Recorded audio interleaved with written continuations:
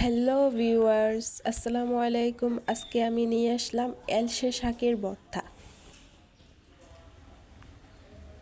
শাকগুলো আমি বাজার থেকে কিনে নিয়ে আসলাম। অনেক সুন্দর তরতাজা শাক ছিল।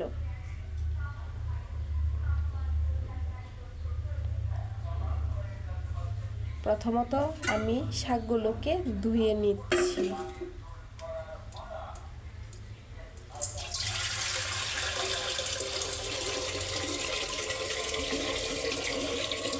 শাকগুলোকে 2-3 বার ধুয়ে নিতে হবে।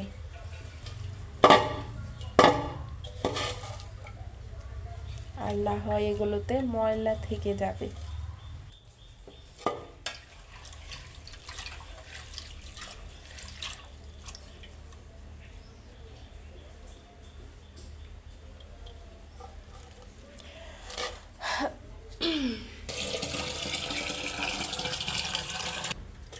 আবার খোলান দিয়ে ধুয়ে নিলাম।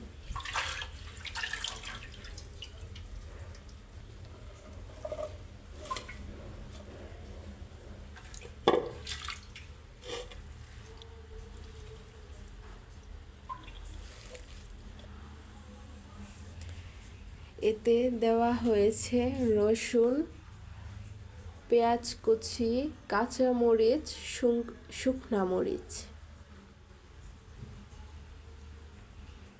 পেঁয়াজ কুচি আর রসুন।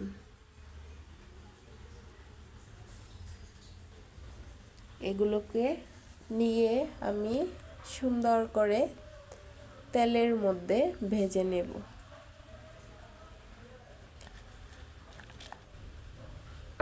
আমি দিয়ে দিচ্ছি প্রথমত শাকের সাথে কাঁচামরিচ আর পেঁয়াজ কুচি। সুন্দরভাবে এগুলো দিয়ে এবং লবণ দিয়ে এটাকে সিদ্ধ করতে হবে।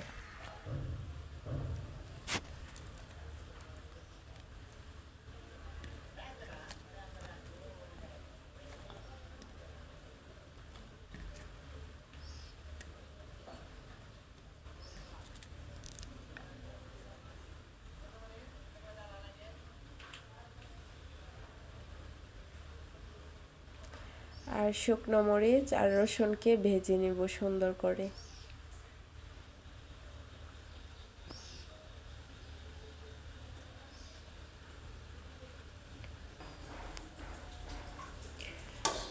আমি রান্নাঘরে চলে আসলাম। প্রথমত একটা কড়াই নিয়ে নিলাম, তারপর আগুন ধরিয়ে দিলাম। কড়াইটা শুকানোর জন্য দিয়ে দিচ্ছি।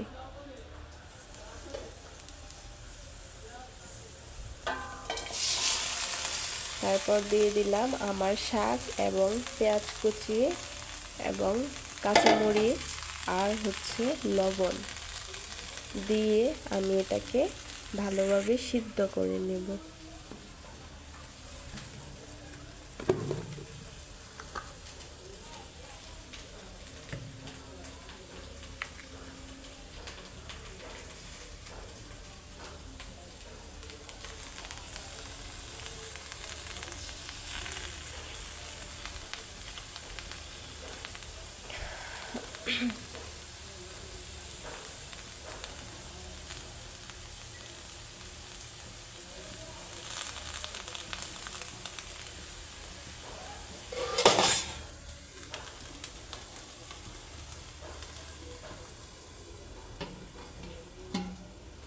ঢাকনা দিয়ে দিলাম, এবার এটা সিদ্ধ হবে।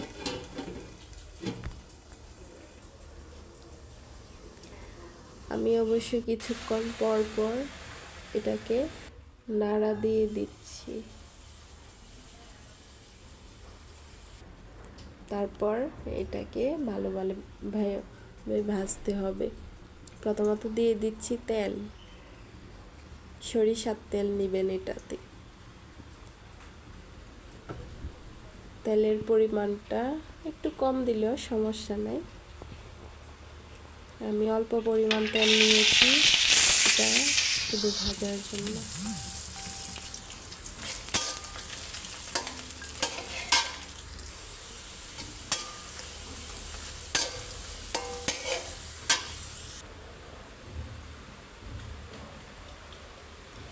এই তো আমার ভাজা শেষ। শাকগুলো নিয়ে এগুলোকে পাটার মধ্যে বেটে নেব।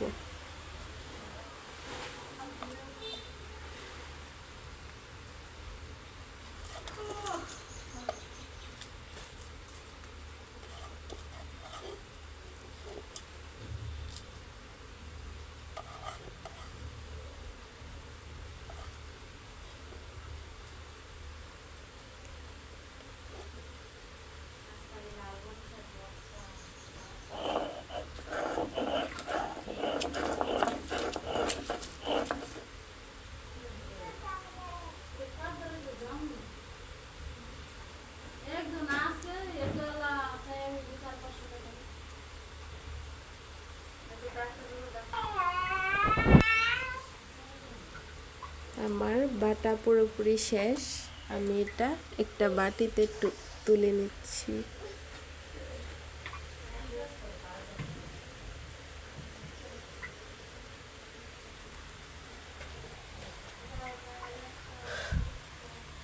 এটা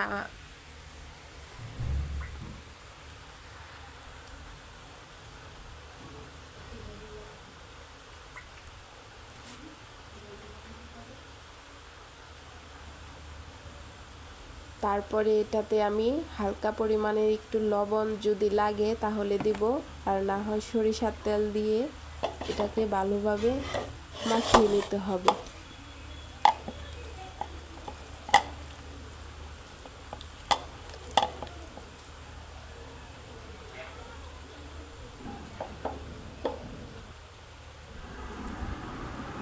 তারপরে আমি এটা ভাতের সাথে খাবো।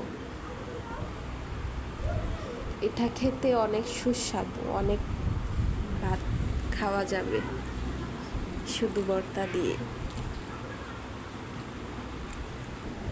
সাথে কিছু লেবু নিয়ে অসাধারণ লাগছে।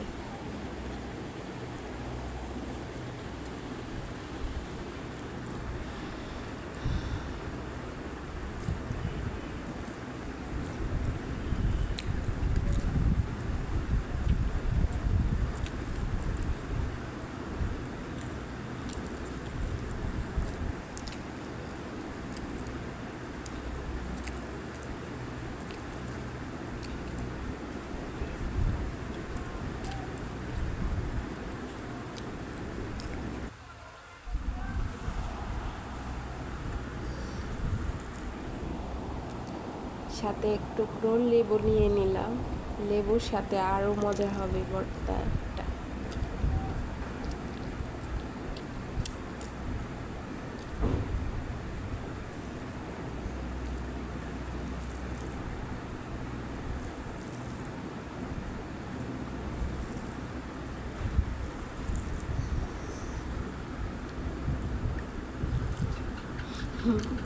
ভর্তা দেখে মনে হচ্ছে একদম সবুজ কালার। ভাতের সাথে মাখিয়ে খেলে সেই স্বাদ।